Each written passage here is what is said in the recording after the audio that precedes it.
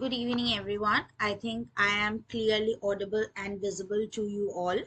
Welcome you all to the one-day virtual seminar on plant-based and alternative diet therapies in modern clinical practice.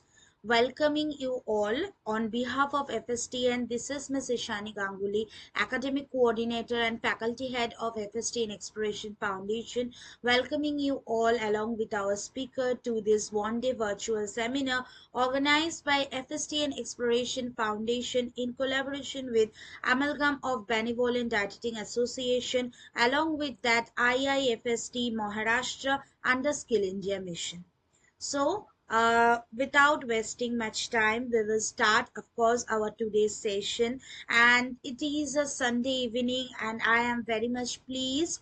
And we are blessed to have you all, these academicians, dietitians, and students as well, to have you as our audience. People are joining in this Sunday evening and making this Sunday evening a knowledgeable and enjoyable one. You have opted for this, so this is a very well known thing, and this is a very appreciable thing from our end as well.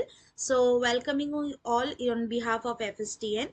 So, and very new, we can see some new people from who have joined us from Facebook or WhatsApp, from Instagram to see us in social media, and some are there who are associated with us from the very first day, or some of them who are associated with us from the middle of our journey. So for them, I just want to give a brief about our FST, and I will only take 2 to 3 minutes for that, not more than that. So welcome you all to the FSTN Exploration Foundation. So today we are here for a one-day virtual seminar on plant-based and alternative diet therapy in modern clinical practice, and we have with us our session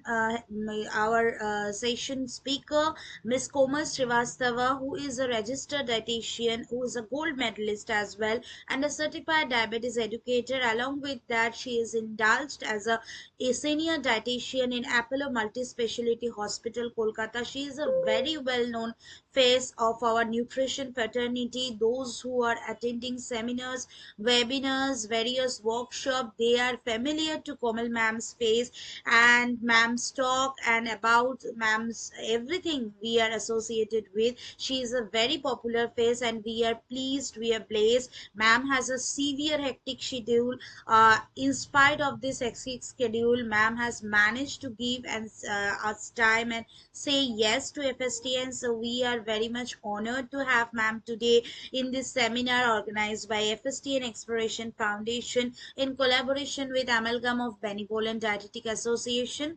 So those who are the members of FSTN board members, they, and I just want to say a round of applause for the person who is the brain behind FSTN. FSTN is the brainchild of whom Dr. Shobhik Tiwari, and today's topic and everything, whatever the planning has been happened to FSTN, that is all Dr. Shobhik. So we cheer for her, we cheer him, we encourage him, and we say that yes, FSTN is because of Dr. Shobhik. Along with that, FSTN Exploration Foundation is an ISO certified MSME approved organization and a Niti Darpan certified organization. Along with that, we have an academic collaboration with Medhavi Foundation. Also, our all professional diploma courses is under the Skill India mission. We are Skill India recognized organization, FSTN Exploration Foundation. We have academic collaboration, you all know, with Indian Institute of Food Science and Technology, Maharashtra. Along with that, we have an academic collaboration with MGM University. We have an academic collaboration with Nutrition Society of India, Aurangabad chapter. Now we are able to fund our FSTN Academy just because opposite to Shagadat Hospital, Kolkata, which is in Belghoria, Kamarhati area. It was established in 9th of February 2025. Already 1 year has been passed, and our blooming team of FSTN, which is made of our admin along with managing director and the blooming teen with nutrition counselors. They work there and they are the back office. They are the team of FSTN Academy. So we have some specialization courses by FSTN Academy. So we have the Certified Diabetes Educator course. Along with that, the Advanced Diet Plan Making Program, a crash course which admission is going on.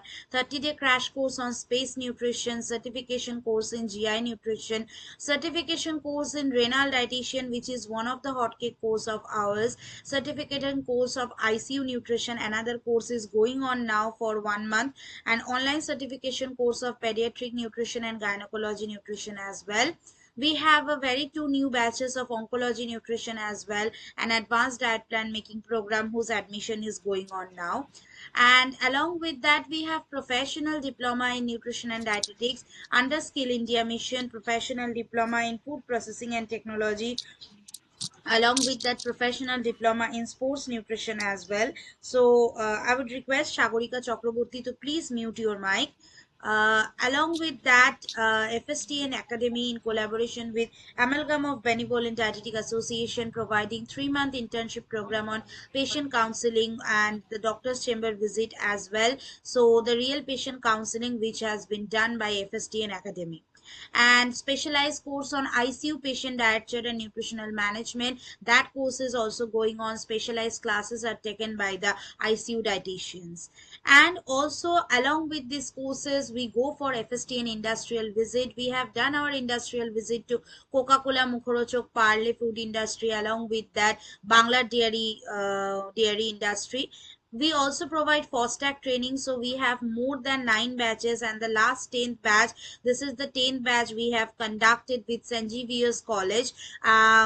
The FOSTAC batch, which has been through the done the FOSTAC training in Bharat Chamber of Commerce, Park Circus, in collaboration with FSTN Exploration Foundation. So also you can take the FSTN lifetime membership to enjoy a lot of new journal publications and to get indulge in being an author in the journal publication. So FSTN Exploration Foundation is your organization and you are the pillar of this. Thank you so much for being with FSTN. Thank you so much to love the FSTN, and thank you so much for being with us every time. So already I have given the intro of our today's speaker, and I just don't want to waste much time on this. And it's now the time. The dais is all yours, Komal ma'am. We have with us Komal Srivastava ma'am, who is a RD Gold Medalist, certified diabetes educator, and a senior dietitian of Apollo Multi Speciality Hospital, Kolkata. So we are very pleased to have ma'am today, and I hope you will be getting knowledgeable with this topic. And ma'am is the epitome of knowledge, and for that we are blessed and honored to have ma'am. Ma'am, the dais is all yours.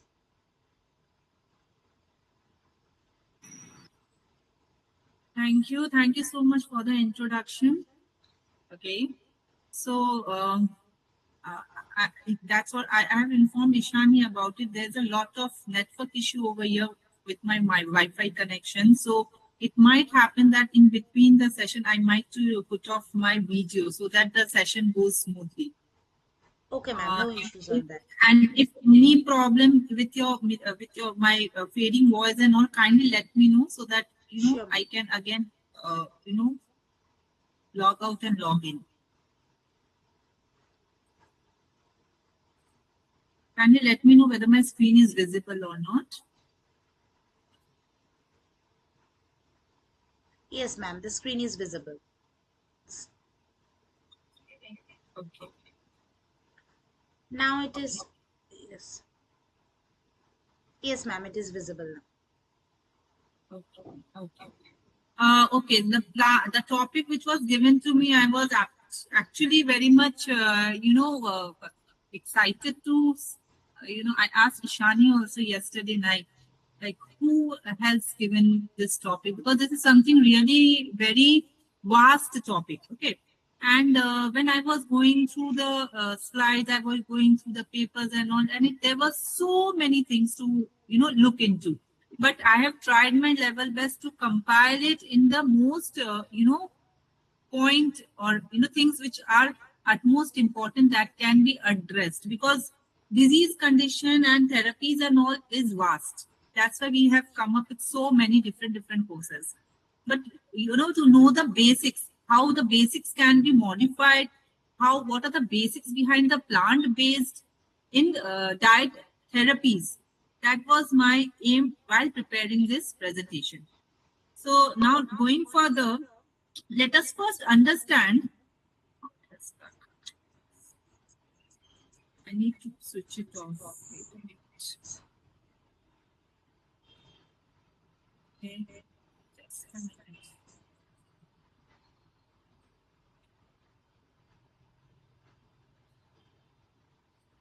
Okay. I hope my screen is visible now. It is moving, is it? Yes, ma'am. Okay. Okay. Thank you. So now first we need to understand why diet matters. Over here, those who are attending the session today, maximum of them are academicians. Because of the academicians, I think we are all here. Because teachers are the pillars of our knowledge. They teach us, and then we put forward our knowledge with practical experience with our patients. So first we need to understand why diet is important. Diet is definitely very important, because when we look into the global burden of diet-related diseases, the fact which has come up, and this article was published in 2025 in a journal, it has clearly concluded from the paper that poor dietary quality is the world's single largest modified risk factor for all non-communicable diseases. This no one in the session can deny, because we all know that diet plays a very important role. In today's scenario, when those who are dealing with patients, when they see the prescriptions, and the first and the foremost thing, when the patient is obese, the patient is having very high blood pressure, or the patient is having, uncontrolled diabetes mellitus, or maybe a pre-diabetic state. So what is happening? The first and the foremost thing what the doctors are asking the patient to do is the lifestyle modification. So lifestyle modification is not just, activity and all, but again, it also includes your managing stress, managing your diet, and putting your diet in the right form, right way, in a right track, so that the problems or the complications of the disease what the patient is suffering from comes under control. And the biggest example of this diet and its role in managing, sugar levels or other things is when the doctors are prescribing GLP-1, which is a very, upcoming topic in today's scenario. So dietitians and the drug both plays a role hand in hand. It's not that I'm taking a drug and I'm, for weight reduction. And again, I'm not maintaining that. That will not work out. You need to put yourself in a frame where, you have a proper exercise, you have a very good planned diet, and then drugs and all comes in secondary. So initially, the doctors in today's scenario, in their prescriptions, are also prescribing that diet needs to be modified. And this global burden is increasing day by day. Say, 32% of the global deaths are caused by cardiovascular disease. This is a published article. And around 2.1 million of cancer deaths per year is due to poor dietary quality. So now imagine how much diet plays a role in maintaining your health. For diabetes mellitus, this is nothing new for any one of us, that every 1 in 10 adult worldwide is developing diabetes mellitus. And now, after COVID, we all understood the fact that lifestyle is utmost important, because poor dietary pattern, poor lifestyle will definitely really lead to metabolic diseases and disorder, which in a patient might turn out to be a pre-diabetic with obesity, and if uncontrolled, it will lead to a full-fledged diabetes mellitus. And the cost which is spent in US alone, this is also a data, is around 1.1 trillion of the total economic cost. It is just huge, and one cannot deny the fact. Just imagine in US it is this, what about our country? So this was around in 2019. So there were various factors which they look into, which included both the dietary aspect and the other, modifiable addiction factors. Say, for example, alcohol and tobacco is something which a person gets addicted to, but there are certain things like high blood pressure, obesity, your blood glucose level, and physical inactivity. So all these parameters along with poor diet was studied and surveyed, and it was observed that the poor diet adherence was very, very high. So now looking into the key insight, dietary quality is underutilized as a clinical tool. But again, we cannot say this 100% it is true. It is now getting very, very much, it is getting importance in today's scenarios. And unlike medications, as I mentioned, doctors are prescribing, asking the patient to go for a lifestyle modification, which again includes diet. Cardiovascular diseases, type 2 diabetes mellitus, and many cancer share the same dietary risk. This we all know. And a single change of maybe a one component or one group of diet of a food item or food group, if it is modified, which will address many of the other diseases. Say, for example, simple example, sugars. None of us, when the diabetic patient comes and say, can't I have a rasagulla? Can't I have a banana? If you have a full-fledged diabetes mellitus, you are on medications. Definitely you can have, but to reach that point to have it, you need to control at this point of time. There are various studies that too much of carbohydrate is also associated with cardiovascular diseases, and cancer is just for sugars are just a poison for cancer. So now if you control your sugar levels, if you control your carbohydrate, how much ever is required, because we are a country where we take more of carbohydrates, which is again not very healthy. So if you control one macronutrient, it's not that you have to delete it from your diet or you have to cut down drastically. No, we don't believe in cutting out a particular macronutrient or a micronutrient. It is just modifying and adjusting as per your requirement. So it will definitely have a good effects on your health. And the world leading health bodies, say for example, your WHO, your American Heart Association, they all are emphasizing on lifestyle modification, which includes diet modification as a key aspect and as a frontline clinical interventions. So we cannot deny, after looking so many things, that diet is something which we can overcome. So now continuing with the dietary typology, we first need to understand what are the different aspects of plant-based dietary patterns. So once you think about plant-based, so the first question that comes to the mind, oh, that means we cannot have non-veg. No, it's not that. Mostly, majority of your diet has to come from your plant. It's not that you cannot have non-vegetarian. It's only when you are a vegan or you are a lacto-vegetarian, then only you need to cut down on some aspect. And many of us are pure vegetarian too. So plant-based doesn't mean that you have to turn out to be a vegetarian. No, the amount of animal proteins that needs to be included is to be taken care of. So the first and the foremost is the whole food plant-based. This is the most evident backup pattern. It basically this diet basically contains more of your legumes, whole fruits, grains, and minimal amount of your processed food items. And this is the most recommended pattern for leading a lifestyle or a good lifestyle or controlling the diseased condition. Then we have another category which is called as pescatarian, that is plant-based with the addition of fish or seafood. We know that fish or seafood is a very good source of your EPA and DHA. And if you look into the vegetarian source of EPA and DHA, you cannot find as such the direct source of EPA and DHA in a non-vegetarian vegetarian source. So, you have this marine algae. Again, this is ALL, which is again converted to your DHA and EPA. So this is not in a direct form. You get capsules, but again, this is not in a direct form. Your body needs to convert that.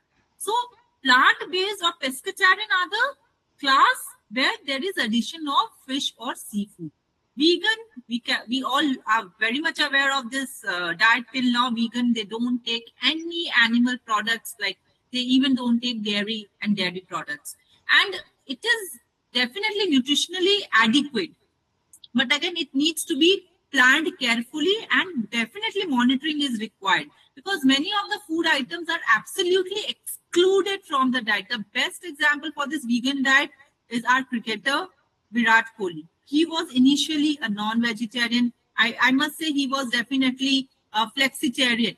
That all we all are, which I'll be talking about.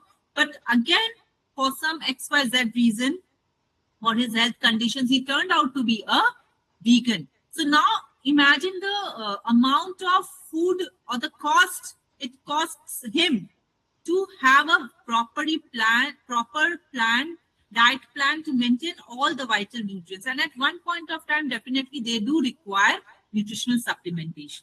Next comes the plant forward and the flexitarian. This is something which I was going through and I found out that, okay, fine, I think I fall in this category because many of us are, are vegetarian on Tuesday, Thursday, Saturdays, on Durga Puja or some XY occasions we are vegetarian, and some of the days we are non-vegetarian. So we can, we all like fall in this category because we are both veg and non-veg. But again, it depends on how much amount of non-vegetarian we are taking and how much proportion of the plant-based food we are adding in the diet. You will even find people who are vegetarian, they don't take vegetables, which is absolutely wrong. And you will find a non-vegetarian who's a hardcore non-vegetarian, doesn't even touch a vegetable, which is again wrong. So it is difficult and needs to be managed, and the diet for them needs to be planned accordingly. So lacto over vegetarian, it excludes meat and fish, but it includes dairy and eggs. So many of the, Malwari community nowadays, we see patients, they are now taking eggs, even if they are Malwari too, because they understood that no, the complete protein, egg is a complete protein, and along with dairy and dairy products, they add it to their diet. Mediterranean diet, I don't want to talk much about this diet because this is this is a diet which is utmost common, and we all are aware of the advantages of this diet which it has on the disease condition. Basically, more when it was the studies, you will, if you open you go to the search bar and you type cardiovascular disease and the best type of diet. I'm sure this is type of the diet. This is the diet which will come first on your screen.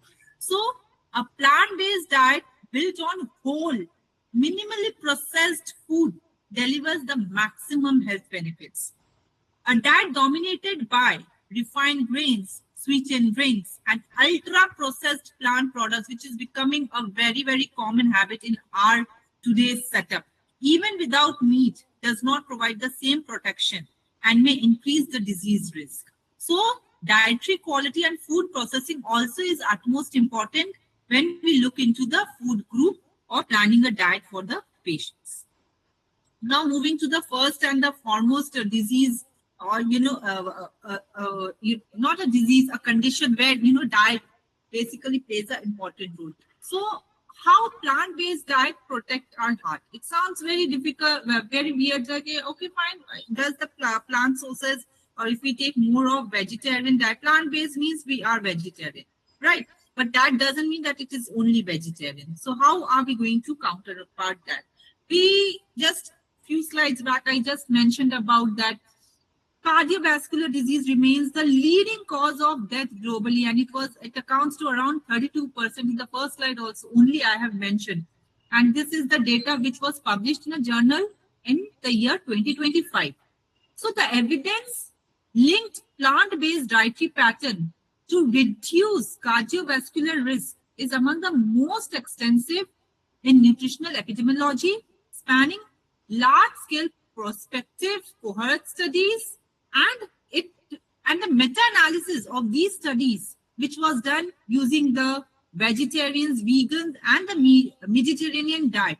And the outcome of this analysis was it reduces the mortality. So consistently reduced across major prospective cohort studies and meta-analysis among people who follow healthier plant-based dietary patterns. This is a proven fact. Again, the incidence of developing cardiovascular diseases also came down. And it was like, cardiovascular disease, even if you are not smoking, you are not taking tobacco, you are maintaining a healthy lifestyle, there is something called genetics. There's something called heredity. So even if you maintain a healthy diet, there are certain things that you are carrying from your ancestors. So that process might get delayed, and it has been proved that if you are on a more on a plant-based diet, it's not that you have to cut down on your non-veg source, but the amount of non-veg what you are adding to the diet, I initially mentioned, is utmost important. Taking around 500, 600, 800 grams of a non-veg and reducing on the vegetarian sources definitely will result in many complications. It even reduce the inflammation. It even reduce the inflammation. How come? Mediterranean and whole plant-based diet is a key which, and again, as I mentioned, this is a study, it was published. The inflammatory marker were found to reduce. We all know that high sensitivity C-reactive protein, interleukin 6, these are all your inflammatory markers, and it indicates that definitely inflammation rate in the body is very, very high. It was observed that patients taking more of plant-based diet had a lower or reduced levels of your inflammatory biomarkers and interleukin. Just Ishani, just give me a minute. Just give me a minute. Yes, ma'am, no issues.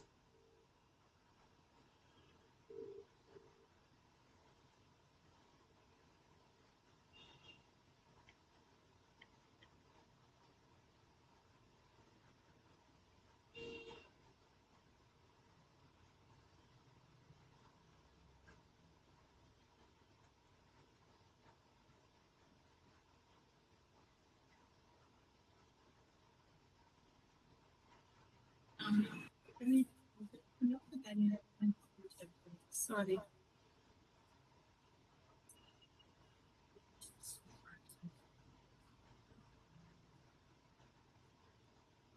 So now coming to how, definitely again, the last but not the least was the low density cholesterol. So we all know and we have all heard about taking dietary fiber, which reduces the taking dietary fiber, which reduces occurrence of many diseases. We know that fiber is good for your heart, fiber is good in maintaining blood glucose levels, but how?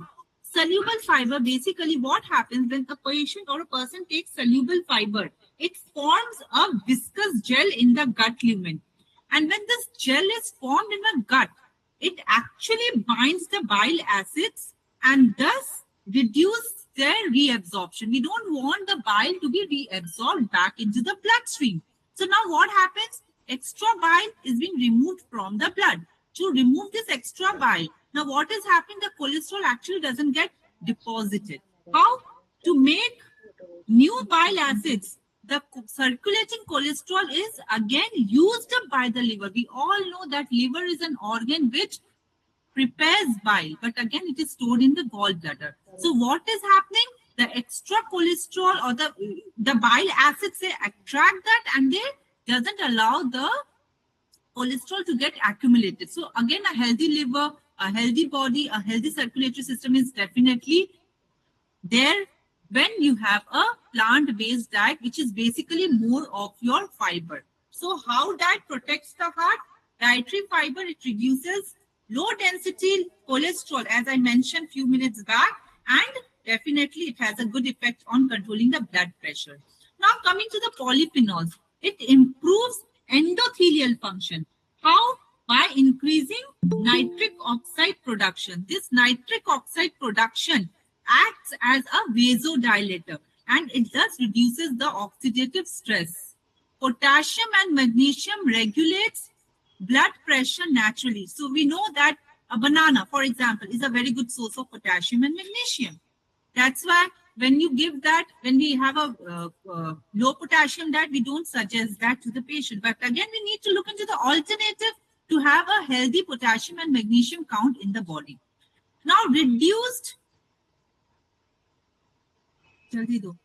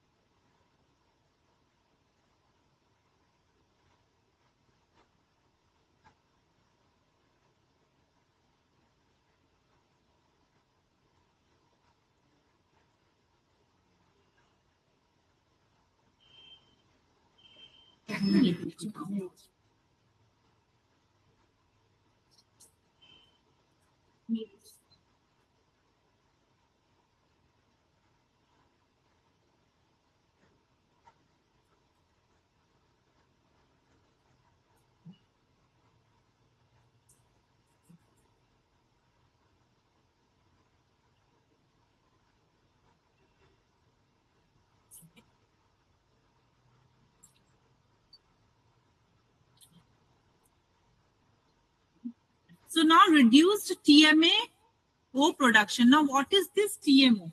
TMO is the full form of this. TMAO is basically trimethyl amine N oxide. Now, how is this produced? When a person or takes more of red meat and eggs, it is metabolized by a gut bacteria to L-carnitine and choline. So the more the red meat is in the diet, the more the patient or the person takes eggs, this TMAO production goes very, very high. And this TMAO production, if it is high, it is definitely tested by the blood test. And if it goes high, it is found in a higher amount, it is directly linked with the production of atherosclerosis. And lower body weight reduces cardiovascular strain. We all know that when a person is obese and if he reduces down his blood sugar level, cardiac problems all comes under control.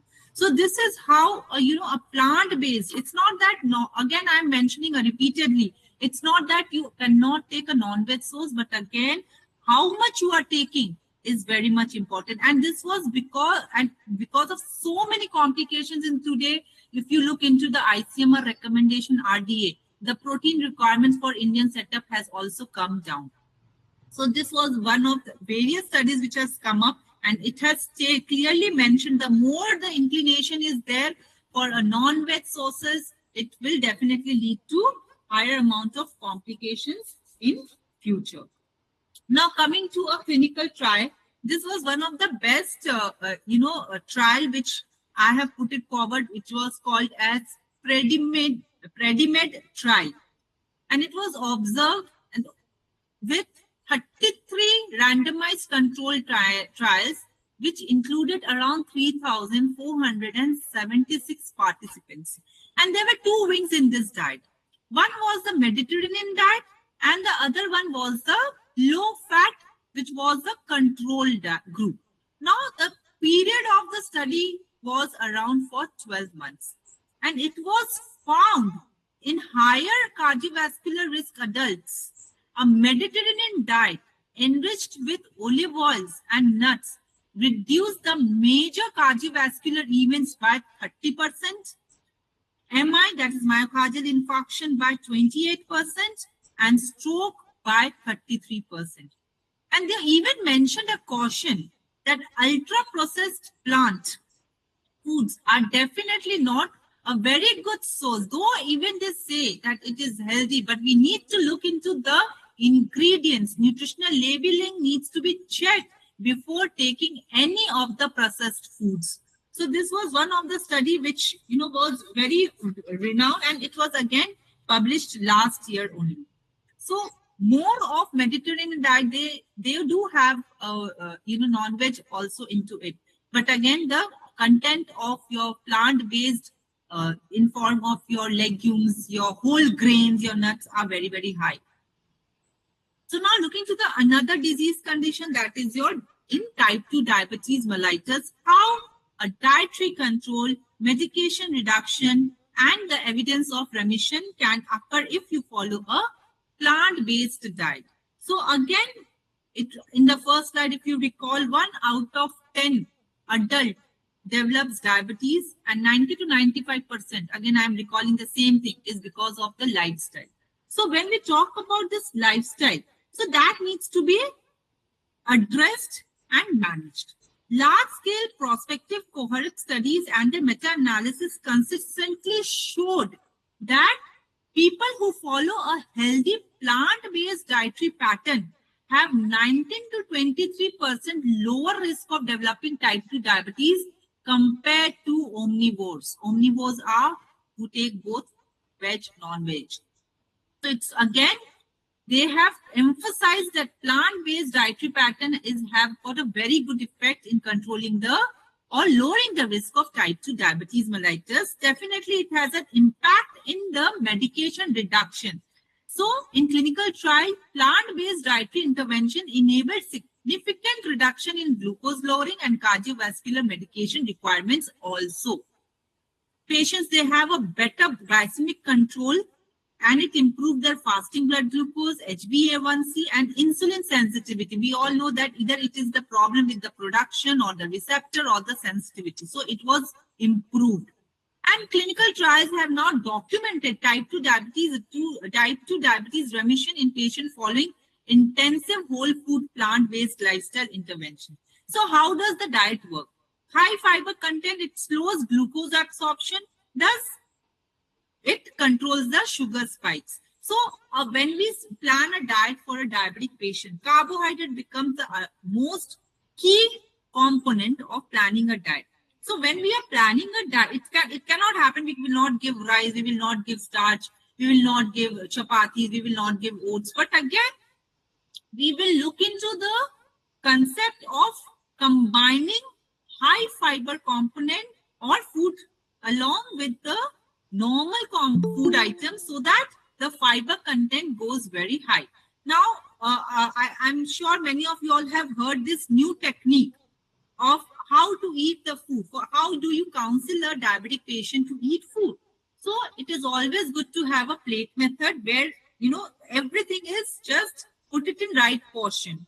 How much rice with vegetables, a non-veg source if the patient is a non-vegetarian, if a vegetarian, a paneer or a milk product, if the patient takes so, and then pulse. Now we all know that when we talk about multigrain, the fiber content goes high, and when we talk about refined, atta, or we talk about rice, and then rice also have different components. We have this brown rice. We talk about normal rice, and now the concept of this resistant starch has come up. So now, when I counsel a patient who has got problems in controlling the blood sugar level, I always say, sir or madam, start your meal with a salad. Because we know salad has got fiber, it has got vitamins, minerals, and apart from that, it is something we call it as a free food. So free food are a food which controls your appetite, which is healthy, but again, it will not add to your more calories, it will not lead to the sugar spike. And then gradually you start with maybe rice or a cereal with pulse and vegetables. And proteins is utmost important because it gives satiety. And if the last portion of your meal should be again, the protein, and it will give you satiety. So this is how your plate method should go. And this is what I usually counsel in today's setup, so that the patient also, many a times it happens the patient forgets to, at the end, the vegetables are lying. No, you start with the vegetable salad and then you move forward in a different way. So low saturated fat improves insulin sensitivity. We all know that at a cellular level. Antioxidant and anti-inflammatory compounds, it reduces insulin resistance. Correct. Plant protein support remission more effectively than animal proteins. If you can notice, this is again a latest data which was published in a journal the year 2025. So I have taken up all the studies and the data from last year itself. Nothing goes beyond that. Gut microbiome improvement. This I'll be talking about in details because gut-brain axis has become again a very top of the town topic. So less weight loss required for remission versus the other dietary approach. So if you control your diet and in a healthy way with more of your plant-based component or content in the diet, it will definitely have a good control on your type 2 diabetes mellitus. I'm talking about only type 2, not the type 1. Now, moving to the other aspect, the fourth one is the gut microbiome. What is it? How dietary choices reshape the trillions of microbes that protect your gut. initially when we were young, we used to hear like, okay, fine, viral hai, bacteria hai, protozoa hai, parasites hai. But in today's scenario, 21st century, we have come across with something really, really great. Now we know that the human gut microbiome accounts to around 38 trillion microorganisms which resides in our gastrointestinal tract.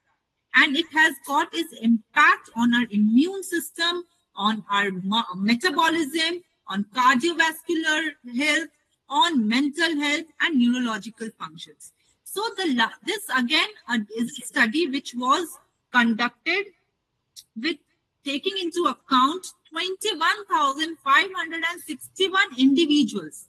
So when we talk about, first, I want to pause it over here. When we talk about gut microbiome, we have to first understand gut microbiome is basically linked with your fiber. It is linked with your plant-based food item rather than your non-veg sources.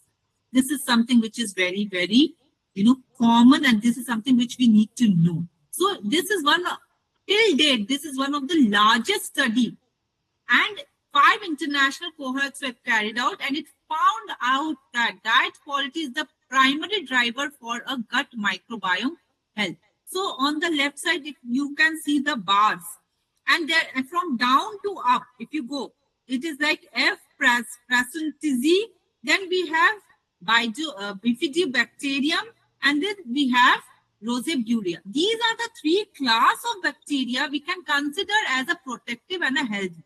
How?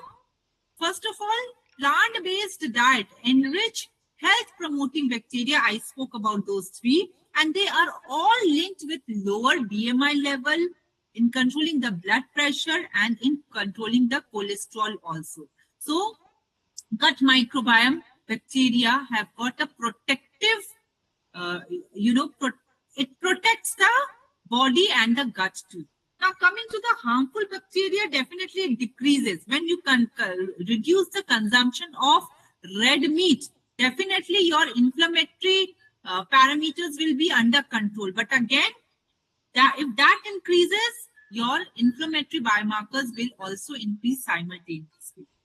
Omnivores who eat more plant-based food share microbiome features with vegetarian, demonstrating that food quality, not dietary level, determines microbial health. So, if you look into the table, the graph on the left side, the first 3, the red one indicates the omnivore. It's not that it is negligible. It is on a lower side, but it is there. But when you look into the top 2, the amount of bacteria which is not a healthy, we don't count it in the healthy, is on a higher side. So the more the non-vegetarians, it is definitely a problem if plant-based diet is not included or plant-based food is not included. So now this was something really very interesting, like AI now reads the microbiome. It's a, generation of AI. And we all cannot deny to the fact that at one point of time, even we are also very much inclined towards it. Just my experience with this AI, I just want to share. Just going through the Instagram, I came across with an app, which I did not even install. And they asked me a few questions. It was about your gut health. Because I have got lactose intolerance, I have a bad history of, a gut issue, which is now resolved definitely with dietary management. I do need to maintain a lot. But again, so I was going through that, and, there were a series of questions. And when you answer, and I answered that, I did not buy any product, but I was very, very satisfied with the results, what they gave. And there are tools. So it is like how you are implementing things to find out the best possible ways to solve the problems. So AI definitely helps us. So I always say it is not human versus AI. It is human with AI. It will definitely help you out if you use it correctly in correct manner. Now coming to short chain fatty acids. What is the molecular link between the fiber and the health? We all can agree to the fact that short chain fatty acids is beneficial. So when gut bacteria ferment dietary fiber, they produce short chain fatty acids. And what are those short chain fatty acids? It is your butyrate, it is propionate, and it is acetate. And the amount is around approximately 55%. Then propionate, it is around 25%, and acetate, it is around 20%. So if you look into again the left side, we have, when we talk about fiber, it is both the soluble and the insoluble. We know that fructooligosaccharides and inulin are the prebiotics, insoluble ones. So even if you see into it, look into it, the acetate content is on a higher side, wherein you look into the propionate and the butyrate, it is there, but again, compared to the rest, it is highest. And compared to pectin, beta-glucan, which is again your soluble fibers, is also on a higher rate. So, and looking into the low fiber diet, it is absolutely very, very low. So, fiber goal for short chain fatty acid optimization, it is around 30 to 40 grams of diverse dietary fiber. It's not that I'm taking only fruits. Many of we will find out patients, I'm not taking lunch, I'm not taking rice, I'm not taking chapati, but I'm taking a platter of fruits. That is good. But again, it is not sufficing your other requirements. To have a proper dietary fiber, you need to have your pulses, you need to have whole grains rather than refined, you need to have vegetables. Fruits definitely is important, but it cannot take over your major meal.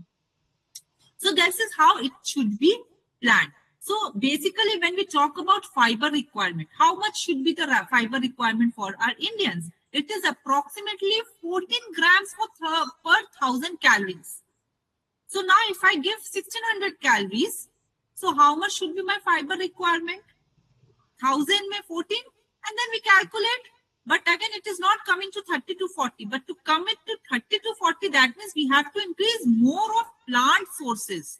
So that when we do that, then the gut microbiome and the production of short chain fatty acids will be on a higher side, which has got beneficial effect on our body because it controls many of the disease conditions.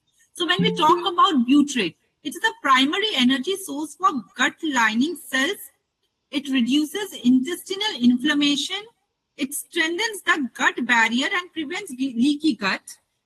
It inhibits cancer cell proliferation, and it is produced by F-prosnitidine and rosaburia, which I spoke about in this slide.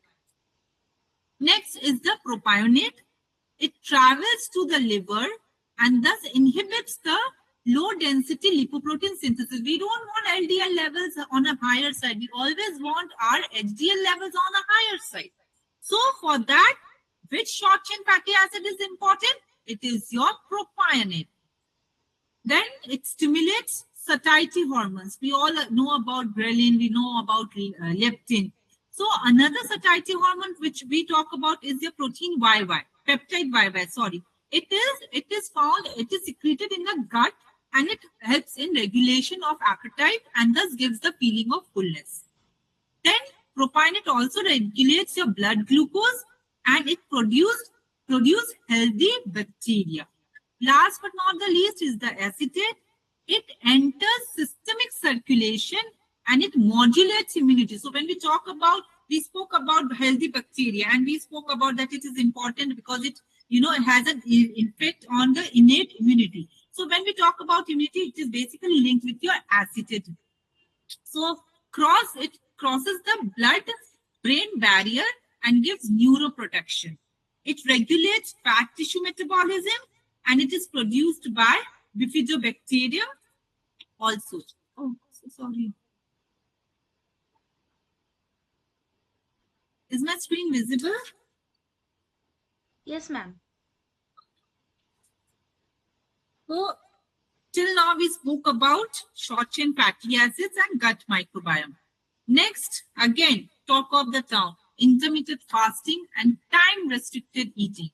The biology of the fasting window, which helps in cellular repair, it helps in metabolic benefits and clinical evidence. Many people in today's scenario, they are following this intermittent fasting. But again, depriving yourself from food. Personally, if you ask me, I don't believe in that concept of depriving yourself from a normal dietary pattern.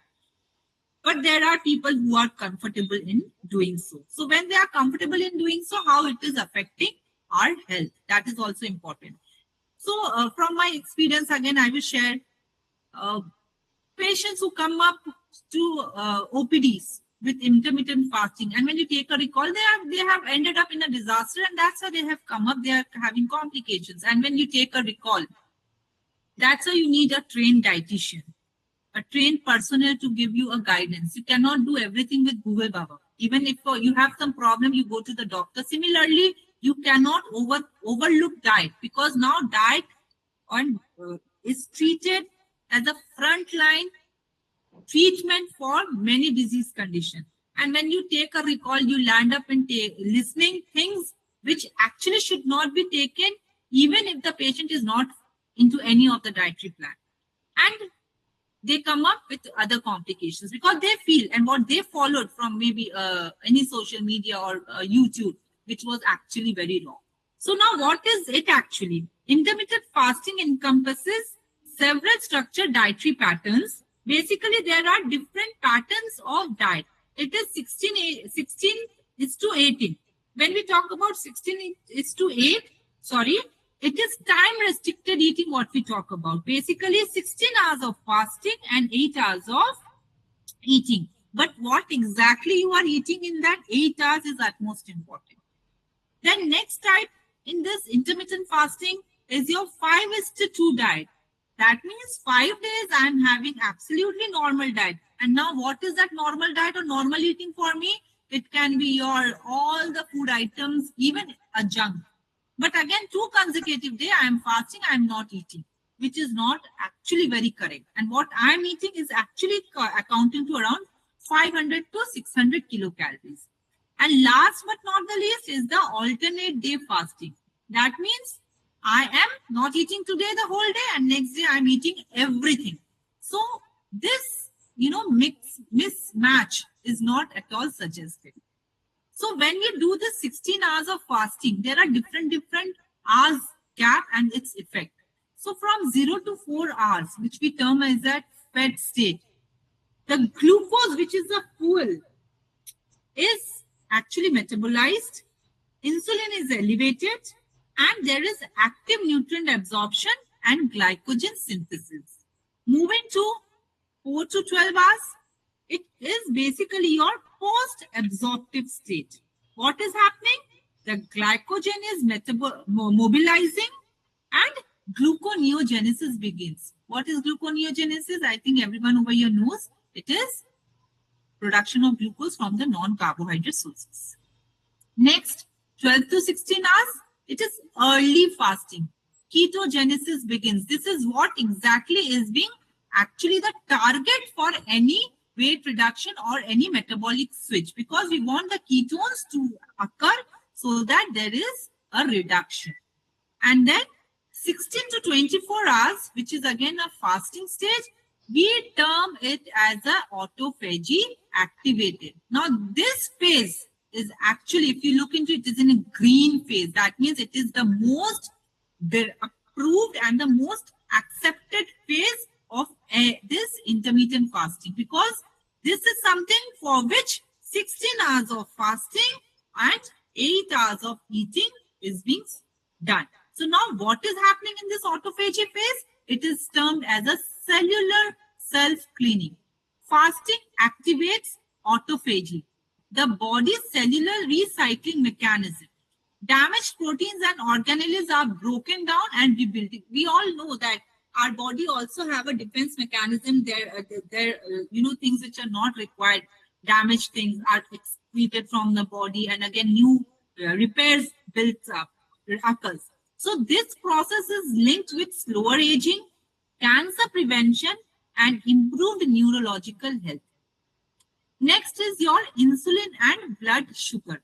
Fasting reduces circulating insulin and improves insulin sensitivity. The gut microbiome, so that is why I kept the gut microbiome before this, also diversifies during fasting periods, improving microbial mediated glucose regulation through 2 separate beneficial pathways. So this is also one of the advantage, and this is for which, fasting is adhered. Cardiovascular and anti-inflammatory benefits. Intermittent fasting reduces key cardiovascular risk marker. That is, again, as I mentioned in the earlier slide of cardiovascular health, it was high sensitivity CRP, blood pressure, VLDL, triglyceride, all are under control. So benefits occur even when total daily calories are unchanged. So say, for example, my requirement is 1200. If I am doing intermittent fasting, that doesn't mean I will cut down on 1200 and I will put it myself in 500, 600. That is wrong. In that 8 hours, I have to cover that, and that 16 hours, I have to cut down on that. This is how the planning should occur. But you come up, and when you talk about it to people, you will come up with different their own modified diet plans, which is actually creating a lot of problems. So again, if you look into the left side, the bar diagram, the blue the effects of intermittent fasting was found on a very higher, and it had a good effect on waist circumference, on body weight management, HbA1c, gut diversity. It was absolutely acceptable, and it had a very good effect on that. Now, cognitive health and mind diet. So this again, Alzheimer, Parkinson's has got a very special place in today's scenario. So protecting the aging brain through evidence-based dietary choices. How we are going to do that? How many of you, just a question, how many of you have heard of this mind diet?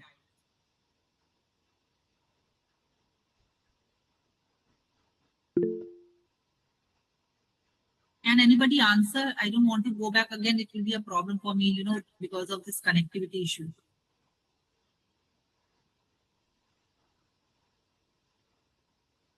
Okay, fine. So mind diet is something which is a new diet, which was again recognized by Rush University Medical Center by Martha Claire Morris. It is nothing. It's a combination of a Mediterranean diet and a DASH diet. Now, what is a Mediterranean diet? It's a cardiovascular health diet. And what is a DASH diet? It's control the hypertension. So when these two diets were combined, it was combined for the neurodegenerative delay process. And it was done, and who developed this? It was developed by Martha Claire Morris in the year 2015. Sorry. So what is happening in this diet? They have clearly pointed out two basic things. Green, you have to eat more, and the red definitely needs to be limited. According to me, in our setup, I think we should avoid this. So what is the first and the foremost thing? It is not the non-veg source, it's not the animal protein. If you look into the proteins, animal protein comes in the 5th or the 6th, not even 5th or 6th. It's from below, it is the 4th, which is again only the fish which they have included. So in the first state, it is your green leafy vegetables. And according to this diet, it has to be more than 6 servings. So now my point over here is the emphasis of plant-based diet has a good effect on many of the diseases and the in controlling various diseases and disorders. And it can even delay few of the degenerative diseases.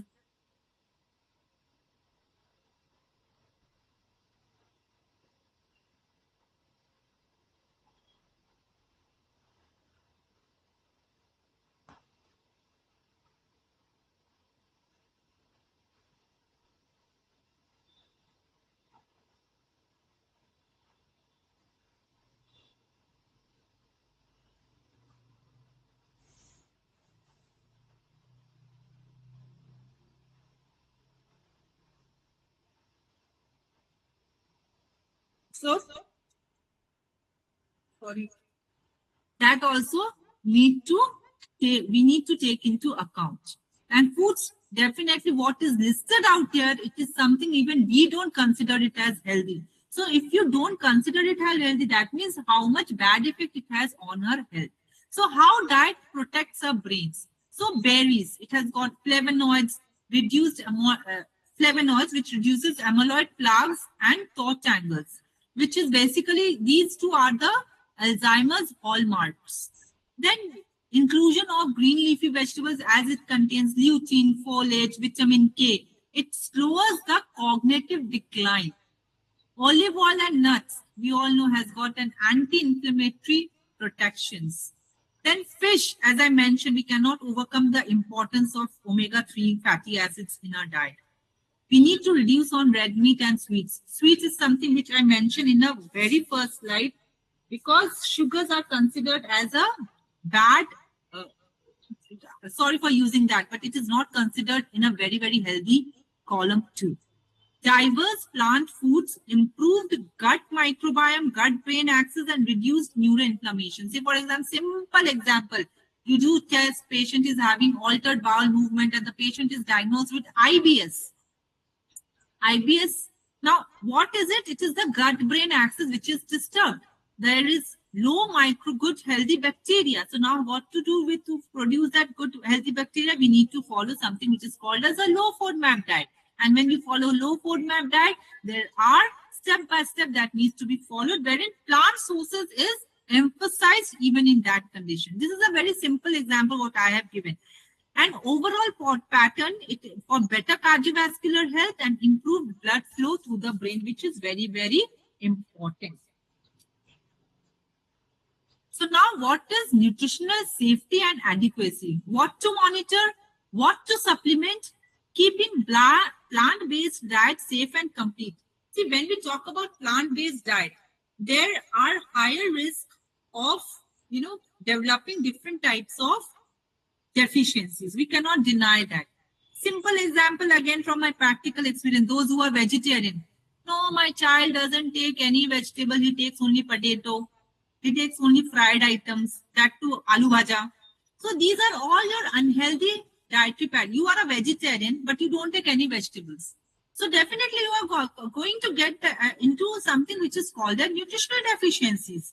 So vitamin B12 supplementation is very, very important. I mentioned earlier also when we spoke about vegan diet.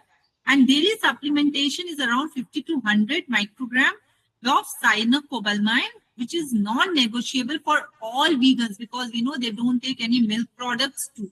And what they rely on is on almond milk, and then again your oatmeal. You look into even this, if not read, nutrition level led properly. So it will result in, you will be counting it more in your ultra processed food. Iodine, utmost important, and it is very much critical during pregnancy and breastfeeding, because it is essential for healthy thyroid function and fetal brain development.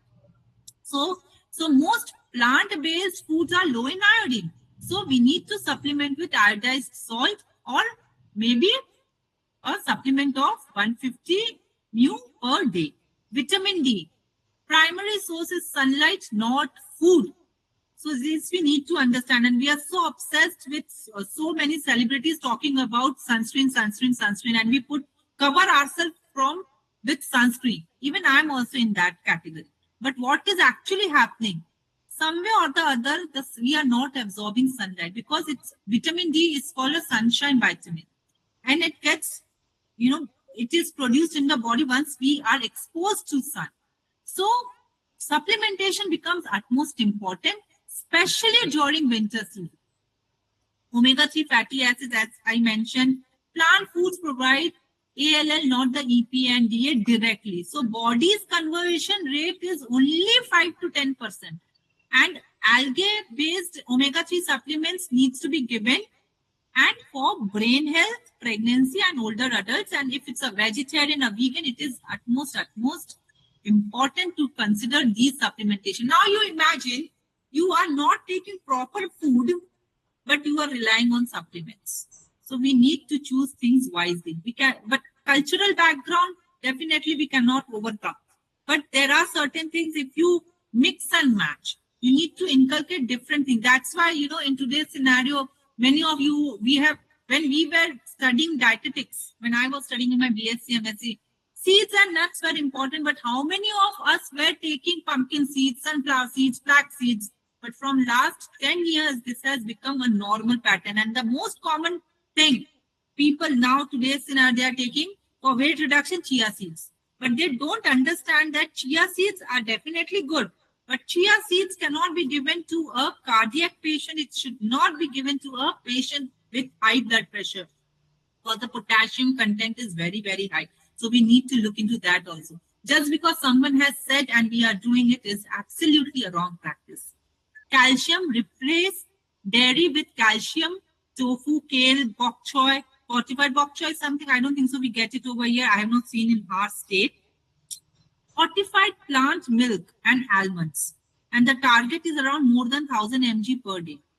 So, and most important for vegans, their annual serum B12, vitamin D, calcium, ferritin, all these needs to be checked yearly. So now many of us gets confused with plant protein and meat alternatives which are readily available. So now what is it all about?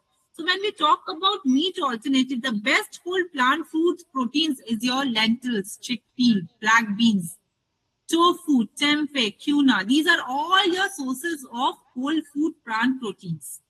But again, plant-based meat alternatives are available and which are most useful as transitional food when moving away from the habitual meat consumption. But we definitely need to educate them about the nutritional level, which is important because we need to look into the sodium content. We need to look into the fat content, what type of fat it is having. So even that is also something we need to teach our patients also. So it's not that I'm a vegetarian and I get a tofu, but what type of a tofu? How much is the sodium content of that tofu? And this patient is on statin, this patient is on blood lowering, pressure lowering medications. And he's happily eating all the processed food. Definitely it will have an effect. Protein adequacy on plant diets.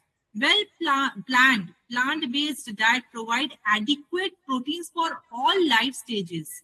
The key is dietary diversified. As I mentioned, you need to combine proteins. Nuts and oilseeds are also good source of protein. Your almonds, your walnuts, your hemp. But again, can you prescribe 100 grams of it? No. You need to prescribe it on 10 to 20 grams. For example, to get EPA from walnut, you need to have 20 grams of walnut to get 3 grams of EPA. So how much is that 20 grams? So that also needs to be counseled. That also needs to be percolated to the patient. Say, 20 grams doesn't matter, then only will get this 3 grams of EPA. Now, how much the body is ready to get that and absorb that 3 grams EPA? Even that is also a question. It's not only that I'm prescribing, you are eating and everything is sorted out. How much your body is assimilating it, metabolizing it, what are the background history of your disease condition, all that also needs to be planned. For patients with hypertension or cardiovascular disease, assess sodium content of plant-based meat alternatives. Very, very important. I'm a vegetarian, but I'm eating tofu. But how much is the sodium? And the patient is having kidney disease. The patient is going into for dialysis. All that needs to be taken into account. And being a dietitian, and this can be done only by a trained dietitian. So that is all we are studying for. We are dealing with the patients day in and out to sort out all these problems. So for infants and children, seek specialist dietetic advice before vegan diet adoption. They are in their growing phase. If the nutrients are deficit, definitely rather than developing a big disease condition, nutritional deficiencies will result in making the child more vulnerable to adapt or accept or to have those disease in a much earlier stage. We should always consider food as a medicine, transforming diet from a lifestyle choice into a clinical prescription. So I know this slide is very, light, but again, there are certain, I'll be talking about only the high thing evidence, like for type 2 diabetes mellitus prevention, remission. Different first line is the healthy plant-based diet. And the adjacent option can be the Mediterranean diet, because we know Mediterranean diet, it includes fish, it includes olive oil. So that can be included, and the evidence is very, very high. For medium, if you look into the Alzheimer prevention, the Parkinson disease, it is the mind diet, which is again in the process. The Mediterranean and the mind diet together, it has got a medium evidence. So, and the most emerging evidence or the studies which are going on is on a mental health. So plant-rich Mediterranean diet, which is the first line of treatment, rather, along with the adjacent option, which is your plant-based diet plus the fermented food like your tofu and all. This is something which research are still going on, and it is emerging day by day. They are doing some research and they're coming up with something. Okay, fine, this is very healthy. We need to explore this. It has to have a good gut-brain axis. All those things are going into action. So now what is a clinical guide, or rather a practice framework for all our dietitians? We definitely need to evaluate patient's current dietary pattern, what the patient is eating. It's not that the patient has come up and I give what I feel is right. That is absolutely wrong. We need to understand the lifestyle of the patient. If the patient takes lunch and leaves home, I cannot ask him to take oats and go home, go for work. No, I need to plan according to his lifestyle. That is my quality, how I'm modifying my knowledge, how I'm using my knowledge in his and making my diet plan accepted in his lifestyle. Identify key nutritional risks. Look into the blood reports. It's not that we are dietitian, we cannot look into the blood reports. It is very important to find out what all deficiencies the patients are having. Disease duration, medications, comorbidities, cultural food preference, we need to definitely look into. And one important thing which I definitely emphasize on is the financial background. I cannot give something which costs a huge amount, which a patient cannot afford. I need to look into the affordability also. It's not because I know and I want to give, it's not that. I want to first find out what the patient is taking, how much the patient can afford, and then what is the lifestyle, and then accordingly I need to plan. India is a country which we have got so many underutilized foods which we don't know also. Last 5-6 years we have come up with millets, but if you speak to your grandparents, they were taking jowar, they were taking bajra, ragi. It got obsoleted. And now we again are using it. It is nothing new for them. It is new for us. So match the dietary recommendation to the clinical condition using best available evidence. We need to calculate based on the dietary recommendation, how much salt should be given. Suppose the doctor has prescribed, give him a salt restricted, low calorie diet. So I need to plan two important aspects. Salt restricted means I need to counsel them about 5 to 6 grams of salt, because that 5 to 6 grams of salt is considered as a salt restricted diet, and it has got 2300 mg of sodium. So that is only the requirement. To get this 2300 mg of sodium, how much food or how much salt he needs to add. So this is how our work should be.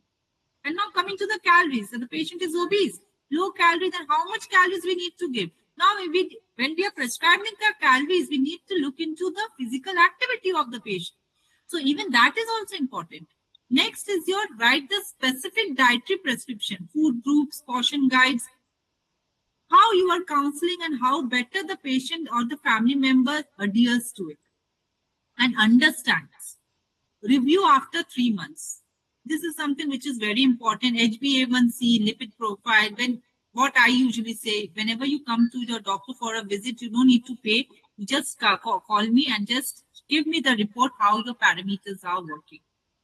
Annual blood work needs to be done for all patients who are predominantly on a plant-based diet, because we need to look into the vitamin B12 level, vitamin D, ferritin, and zinc also. Refer eligible patients to food as medicine programs. Advocate for dietary counseling, reimbursements. Integrate with lifestyle medicine framework. Now, this is something which, every hospital, corporate hospital, big hospitals, they have come up. They have their own individualized dietary OPDs. And there are things with the endocrinologist, diabetologist, or gynecologists, because PCOS also is something which is emerging. So when you have a proper setup, it becomes easier for the patients also. So the best diet for the patient is one that they will actually sustain. It's not that I want my input, I want what I think is right. No, I have to listen It should not be theoretical. It has to be practical, looking into the lifestyle or background of the patients. All vegan patient must supplement with vitamin D, B12 daily. Ultra-processed foods should be reduced. Plant-based diet requires less weight loss than other approaches. So again, this is something which I have already mentioned. If you look into the type 2 diabetes mellitus, if you look into the cardiovascular diseases, metabolic syndrome. So the first and the foremost aspect is to look into or to bring the patient into a healthy weight range. So once the weight reduces, the parameters definitely gets corrected and patient becomes back in a healthy form. So this is what actually you can do it for the patients following a proper planned diet. So this is all the references. Thank you. Thank you so much, ma'am, for this wonderful presentation. It's really wonderful, and a lot of knowledge is there. A lot of things are there. You have put an effort to give this all these things. So I would request. So yes, people are reacting. I would request. So if anyone have any questions, yes, Priyanka, you can unmute your mic. This is Priyanka Roy, right? Priyanka Roy. Yeah. Boliye. Priyanka, if you have any question.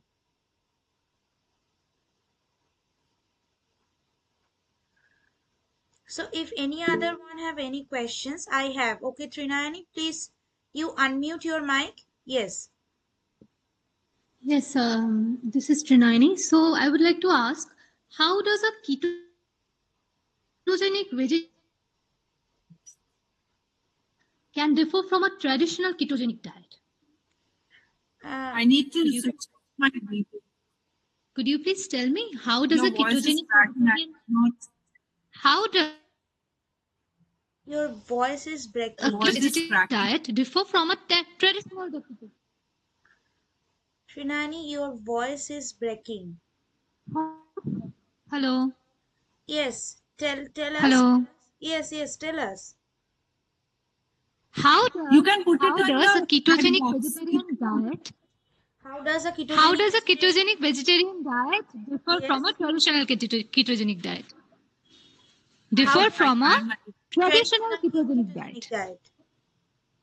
I am unable to understand what she's saying. How does a ketogenic vegetarian diet is different to a traditional ketogenic diet?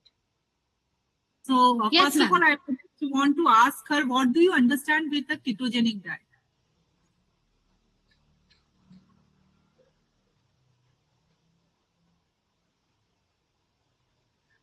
Triani, right? Yes. 390, ma'am. 39. First, tell me, what do you understand with the ketogenic diet? Because many of us have a very, very wrong concept about ketogenic diet.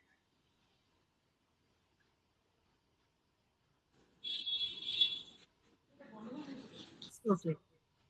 So I'm sure you are not aware of it. The thing is, when you talk about a ketogenic diet, it is exclusively used when the patient is having epilepsy. And adhering to that ketogenic diet is very, very difficult. It is in a different ratios, if you understand, if you have gone through it. So the highest is the 4:1 ratio. When we talk about 4:1 ratio, 4 is basically your proteins and fats, and 1 is stands for your carbohydrate. We talk about this carbohydrate. We need to control on that, and 6:1 is based on the amount of calories. Right? So you can divide that based on the calories prescribed for the patient. Now coming to the four ratio, which is basically your carbohydrates, proteins and fats. Now when we talk about fats, it is basically we suggest a MCT type of a fat, not your normal fat, not your butter. Initially, the problem with the ketogenic diet, traditional, very old ketogenic diet, when you look into it, was more of butter which was added in the diet, which had a trans fats. So to cut down on that trans fats, the new version of it is your MCT oil, which doesn't require any enzyme, okay? At the same time, it will not affect your lipid profile also.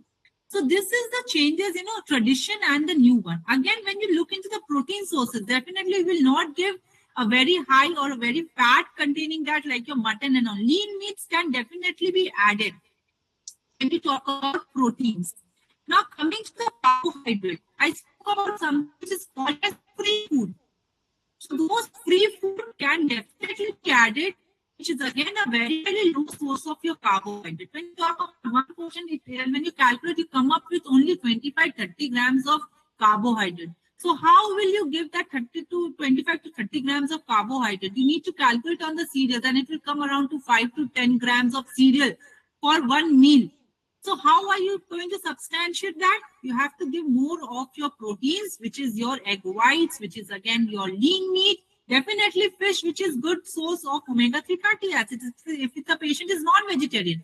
For vegetarian, definitely it's a big challenge. Now, when it's a patient is a vegetarian, milk and milk sources again has got carbohydrate. We all know that 100 ml of milk has got 4 grams of carbohydrate, which is in a form of lactose. So you need to curtail that. It's a very, very intricate type of a diet that needs to be planned, and can in the long run, definitely you cannot go with the ketogenic diet. So where for vegetarian, it's a big challenge. What all food items you will be adding it into it so that your carbohydrate doesn't go hard, because our target is to reduce on the carbohydrate levels and to increase on the fats and the proteins levels. But again, a vegetarian, it becomes a big challenge. I have not come across any patients. We usually don't suggest ketogenic diet for a very long run. It is only in the PICU setup, because for children, it is difficult to adhere to that diet. So once things get sorted out, it is like the patient is fine, the epilepsy is controlled. Gradually, we move into the normal family diet. Thank you, ma'am. Thank you so much. Any other questions from anyone? I think Priyanka was about to ask, but somehow she missed it. Yes, Priyanka has a very network issue. She just want to say that that she liked the session very much. So she just want to convey that message. She Oh, messaged me that. Yes. okay. Any other questions from anyone?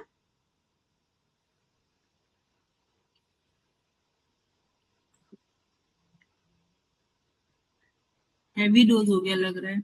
In Even I was very much, happy to, this was a topic which, different level. I was going through so many things, and to be very honest, never thought of this something called plant based. I really thank Dr. Shovik sir for this topic, because so many things are there. People, they have a very wrong notion that only animal sources are good source of your protein, but it's not the fact. But few things definitely I should not encourage. I personally, for vegans, I definitely consider it that it's not a very complete balanced diet. You be a vegetarian, but you need to look into the other good sources of protein in a veg, which is quite obvious. You can have milk and milk products, you can have nuts, but plant-based proteins has evaluated, like plant-based that has come up in a robust form in today's setup. That is, I think, why the Western people, they are adhering to more of your plant-based diet. But we Indians, again, we are moving back from it. We are more into all those. Anyways, animal foods, yes. so animal foods I consider is right. You should take, but it's the amount. If you take a recall, that like yesterday only, I took a recall of a patient, and she was taking around 700, 800 grams of only fish and egg throughout the day. It's not recommended in any way. When you take a recall, then only you understand how much poor dietary pattern they are having. Exactly. So this is at most, it's a lack of awareness rather. Protein खाना है बोल के हम kilo खाए जा रहे हैं, that is wrong. That is absolutely Nowadays, it's basically for the sports personnel as well the correct. same thing. Correct, you are right, absolutely right. They are going to gym, they are taking ye way, wo way, but actually how much your body needs, that is more important. Who is calculating that? How much grams of protein? Maximum 1.5 to 2 grams, even Per kg body weight, ideal body weight. But, and if you are 80 kgs, and you are taking around like 5 gram per kg body weight. They are taking. exactly.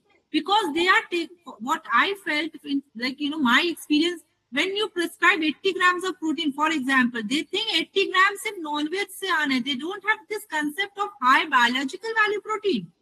So it has to be 50-50, because even veg sources also give you good proteins. If it is not complete, but again, it's a protein. You cannot overdo that fact. But people, they don't understand. And when you take a recall, they come up with so many complications, because 80 grams बोल रहा है तो वो पूरा 80 ग्राम non veg से ही बना रहे हैं.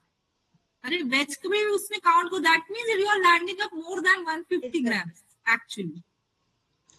Yes, Vinita Sharma, if you have any question.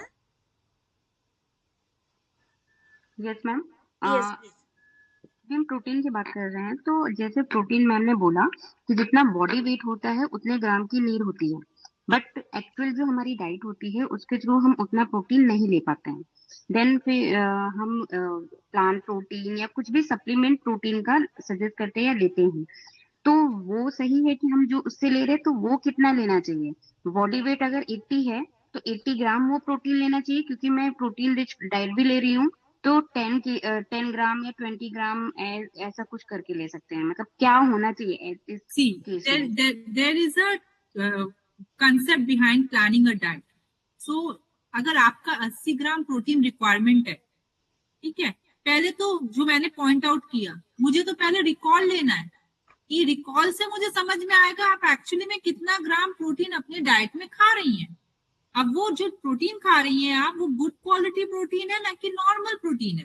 We always consider whey protein a good quality protein. We consider non veg sources a good quality protein. So जो डेफिसिट होगा, that only needs to be met with the supplement.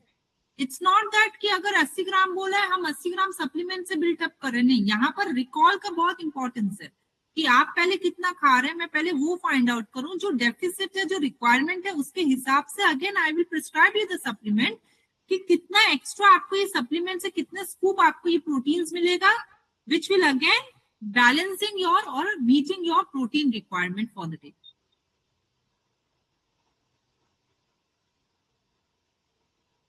Are you able to understand, Vinita? Yes, ma'am. Yes. Okay. Thank you. Thank you so much, ma'am. Ma'am, I think there are no such other questions. If there are other questions, please, you can just unmute your mic and ask. Ma'am, thank you so much for this valuable time. You have taken the time more than what we expect. So thank you so much, ma'am, for this wonderful discussion, and you have explained it so well. A lot of researches, we can see the PPT is full of researches. The PPT is full of that. The topic is also something like that only, ma'am. What will I put it? What recommendations will I put? I only put the studies which has given a good effect. So that's what I thought. That was there.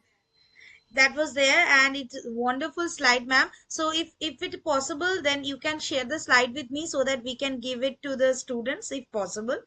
And thank you so much, everyone, and you will get the recording of that class. So if it is not possible for ma'am to, as it is a research slide, I will not tell ma'am that you have to give, but yes, but if it is possible, you can share, ma'am. But if it is not possible, you can have the class recording. So there you can see the slides again and again, and you are able to find out what ma'am has said in the researches, and what are the researchers saying, and what are the studies saying, what ma'am have put in the PPT. Thank you so much, everyone. Thank you so much, ma'am, for this valuable time. And yes, we are thankful, and we are sending you a heartfelt gratitude on behalf of FSTN. Thank you so much. Thank you. Good night. Sir, also. Yes. Say thank you, a big thank you to him, because I really like the topic. I really like this topic. Yes, ma'am. Yes, sure, ma'am. And considering me to give this presentation for this topic, thank you to him too. Pass on my message to him. Please. Yes, sure, ma'am. Sure. Okay. Thank you so much. Thank you. Bye-bye. Good night, ma'am. Take Good night. care, everybody.